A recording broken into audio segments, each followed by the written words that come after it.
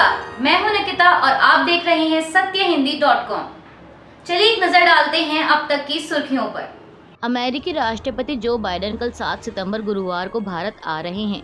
दरअसल 9 और 10 सितंबर को दिल्ली में आयोजित किए जा रहे G20 शिखर सम्मेलन से पहले वे प्रधानमंत्री मोदी के साथ द्विपक्षीय बैठक करेंगे। इस बात की जानकारी कल मंगलवार 5 सितंबर को व्हाइट हाउस द्वारा दी गई।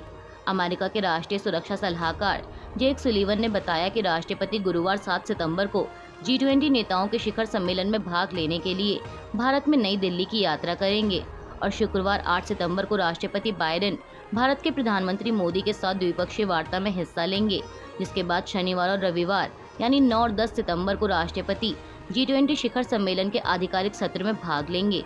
उन्होंने कहा कि अमेरिका की G20 के प्रति प्रतिबद्धता कम नहीं हुई है और हमें उम्मीद है कि यह G20 शिखर सम्मेलन दिखाएगा कि दुनिया की प्रमुख अर्थव्यवस्थाएं चुनौतीपूर्ण समय में भी मिलकर काम कर सकती हैं।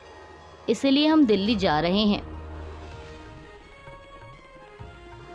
हरियाणा कांग्रेस में एक बार फिर घमासान छिड़ने की खबर सामने आई है। मीडिया रिपोर्ट्स के मुताबिक रणदीप सुरजेवाला, कुमारी शैलजा और किरण चौधरी जैसे वरिष्ठ नेताओं ने कांग्रेस अध्यक्ष मल्लिकार्जुन खड़गे से प्रदेश कांग्रेस के कामकाज में पूर्व मुख्यमंत्री भूपेंद्र सिंह हुड्डा गुट की मंगलवार 5 सितंबर को शिकायत की। ऑल इंडिया कांग्रेस कमेटी के महासचिव रणदीप सुरजेवाला ने समाचार एजेंसी PTI से बात करते हुए कहा कि पार्टी को लोग सत्ता में लाना चाहते हैं, लेकिन जिस प्रकार से प्रभारी एक तरफा ऑब्जर्वर और संगठनों को एक तरफा बनाने की कोशिश की जा रही है, ऐसा लगता है कि सोची समझी नियत के चलते कांग्रेस को सत्ता में आने से रोकने के तहत ऐसा किया जा रहा है। सुरजेवाला ने आगे कहा कि इस कारण वेदना को हम परिवार के भीतर बताने आए थे, लेकिन खड़गे से मेरी क्या चर्चा हुई मैं वो नहीं बता सकता। वहीं पूर्व केंद्रीय मंत्री कुमारी शैलजा ने बताया कि हरियाणा में कांग्रेस के भीतर जो हो रहा है वो उसे लेकर खड़गे से मिली हैं।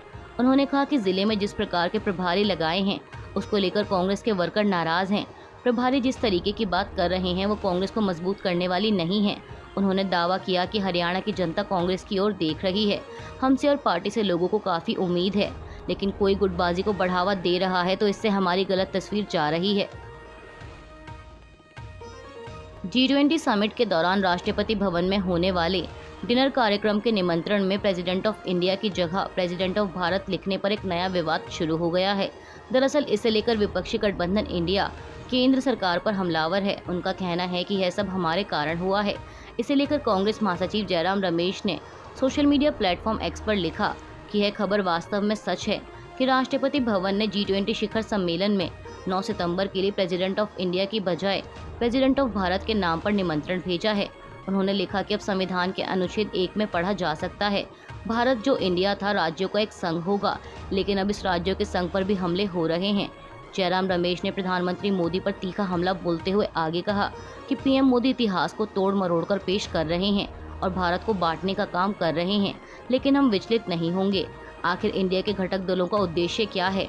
यह भारत है, सद्भाव, मेलजोल, मेल मिलाप और विश्वास, जुड़ेगा भारत, जीतेगा इंडिया। वहीं कांग्रेस के संगठन महासचिव KC वेणुगोपाल ने भी X पर पोस्ट किया कि बीजेपी का विध्वंसक दिमाग सिर्फ यही सोच सकता है कि लोगों को कैसे बांटा जाए। एक बार फिर वे इंडियंस और भारतीयों के बीच दरार पैदा कर रहे हैं। स्पष्ट है कि हम सभी एक हैं, जैसा कि भारत के संविधान का अनुच्छेद 1 कहता है, इंडिया जो भारत है राज्यों का एक संघ होगा।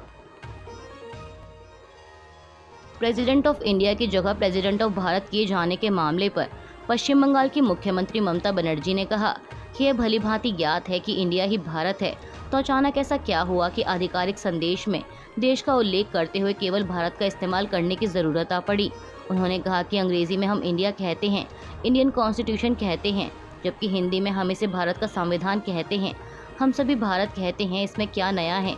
मुख्यमंत्री ने कहा कि दुनिया हमें इंडिया के नाम से जानती है, अचानक क्या हो गया कि देश के नाम को बदलने की ज़रूरत पड़ गई? देश में इतिहास को फिर से लिखा जा रहा है। वहीं दिल्ली के मुख्यमंत्री अरविंद केजरीवाल ने तंज कसते हुए कहा कि ऐसा इसलिए हो रहा है क्योंकि हमने इंडिया नाम से गठबंधन बनाया है। देश 140 करोड़ लोगों का है, ना कि किसी एक पार्टी का।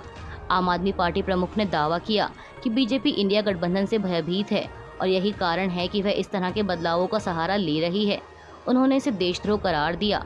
इसके अलावा आम आदमी पार्टी के राज्यसभा सांसद राघव चड्ढा ने X पर लिखा कि हम अगली बैठक में अपने गठबंधन का नाम बदलकर भारत करने पर विचार कर सकते हैं। इस बीच बीजेपी को अब देश के लिए कोई नया नाम सोचना शुरू कर देना चाहिए। प्रेसिडेंट ऑफ इंडिया की जगह प्रेसिडेंट ऑफ भारत किए जाने के मामले पर केंद्रीय मंत्री अनुराग ठाकुर ने विपक्ष पर पलटवार किया। उन्होंने एबीपी न्यूज़ से बातचीत के दौरान कहा कि मैं भारत सरकार का मंत्री हूं। बहुत सारे मीडिया चैनल के नाम भी भारत से शुरू होते हैं, तो निमंत्रण अगर भारत के नाम से है तो इससे किसी को परहेज क्यों होना चाहिए? ये भारत विरोधी कौन है? क्या अब नाम से भी दर्द होने लगा? इनको देश से बड़ा दल नजर आता है। में बीजेपी के राष्ट्रीय अध्यक्ष जेपी नड्डा ने भी कांग्रेस पर पलटवार करते हुए कहा कि कांग्रेस को देश के सम्मान एवं गौरव से जुड़े हर विषय से इतनी आपत्ति क्यों है? भारत जोड़ो के नाम पर राजनीतिक यात्रा करने वालों को भारत माता की जय के उद्घोष से नफरत क्यों है? स्पष्ट है कि कांग्रेस के मन में न देश के प्रति सम्मान है, न देश के संविधान के प्रति और न ही संवैधानिक संस्थाओं के प्रति। उसे तो बस एक विशेष परिवार के गुणगान से मतलब है। कांग्रेस के देश विरोधी और संविधान विरोधी मंशा को पूरा देश भलीभांति जानता है।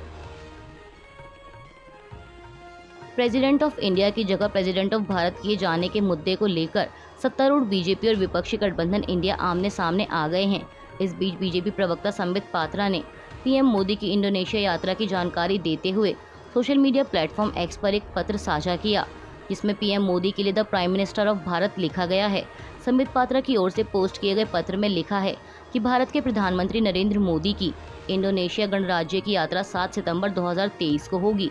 वहीं संबित पात्रा की इस पोस्ट के कुछ देर बाद कांग्रेस महासचिव जयराम रमेश ने पोस्ट किया, देखिए मोदी सरकार कितनी कंफ्यूज है। 20वें आसियान भारत शिखर सम्मेलन में the prime minister of Bharat, यह सब ड्रामा सिर्फ इसलिए हुआ क्योंकि विपक्ष एकजुट हो गया और उसने खुद को इंडिया बताया। आपको बता दें कि पीएम मोदी 20वें आसियान भारत शिखर सम्मेलन और 18वें पूर्व एशियाई शिखर सम्मेलन में भाग लेने के लिए आज बुधवार 6 सितंबर की रात को इंडोनेशिया के लिए रवाना होंगे।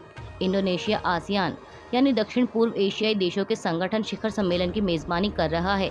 7 सितंबर को पीएम मोदी सम्मेलन में शिरकत करेंगे। दरअसल दिल्ली में होने जा रहे G20 शिखर सम्मेलन की वजह से पीएम मोदी का यह दौरा काफी छोटा होगा। अभी के लिए बस इतना ही। बाकी की खबरों के लिए बने रहिए सत्यहिंदी.com के साथ।